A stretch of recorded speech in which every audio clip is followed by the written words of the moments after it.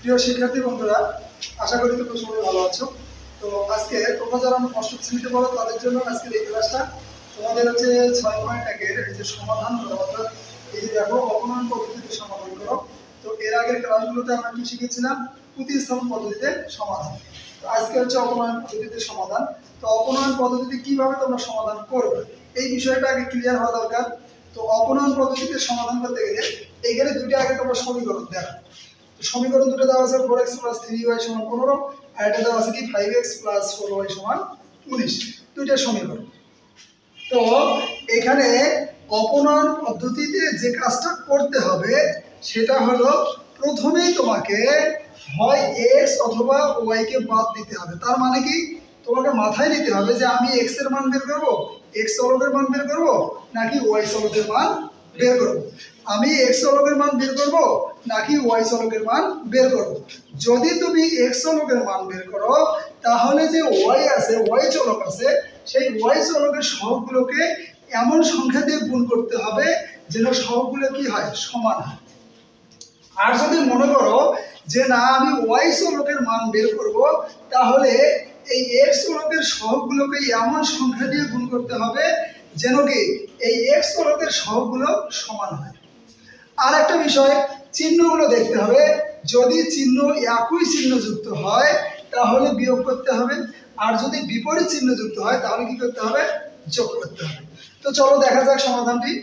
এখন দেখো এই যে আমরা কি করতেছি, আমরা এখানে এই x চলককে উঠাবো। ভালো করে বোর্ডে লক্ষ্য করো, x চলককে আমরা উঠাবো মানে y চলকের মান বের করব।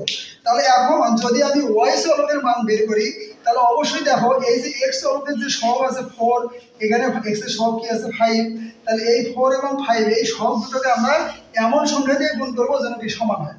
তাহলে দেখো 1 নং সমীকরণকে যদি আমি 5 দিয়ে গুণ করি তাহলে 4 5 কত হবে 20, আর 2 নংকে যদি আমি 4 দিয়ে গুণ করি তাহলে কি হবে 4 5 কত হবে 20। তার মানে 20 আর 20 হচ্ছে, তার মানে আমরা x আর x কেটে দিতে পারবো। এখন বিষয় হলো যে এখানে প্লাস চিহ্ন আছে, এখানেও প্লাস চিহ্ন আছে। যদি একই চিহ্ন বিশিষ্ট হয় তাহলে কি করতে হবে, বিয়োগ করতে হবে। আর যদি বিপরীত চিহ্ন যুক্ত হয় তাহলে কি একটা যোগ করতে হবে।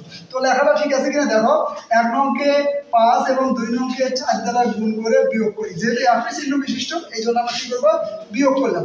দেখো এখানে গুণটা দেখো। এখন এই যে যখন আমরা গুণ করবো তখন প্রত্যেকটা সহগকেই কিন্তু আমরা গুণ করবো।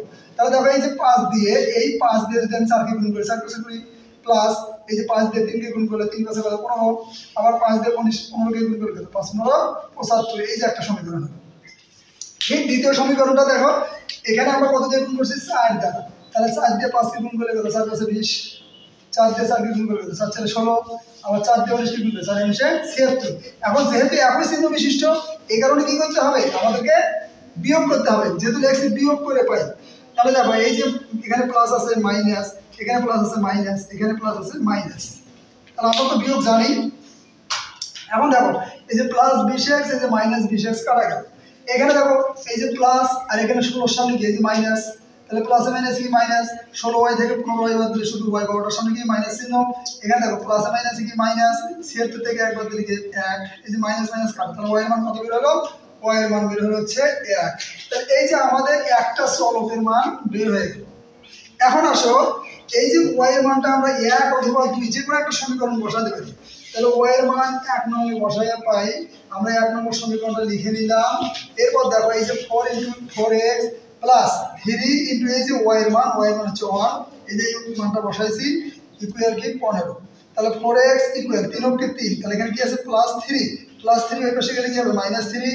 তাহলে 4x ইকুয়াল কত, 15 থেকে 3 বাদ দিলে কত 12, অর্থাৎ x ইকুয়াল কত হবে 15, 12 ভাগ এই যে ইনটু অবস্থায় আছে নিচে গেল, তাহলে এটা কাটলে কত 3। তাহলে x এর মান কত হলো 3। তাহলে নির্ণয় সমাধান x, y, অর্থাৎ x এর মান দেখো 3 আর y এর মান কত 1। এটাই হচ্ছে এই সমস্যাটির সমাধান। আশা করি বুঝতে পেরেছো। সকলকে ধন্যবাদ।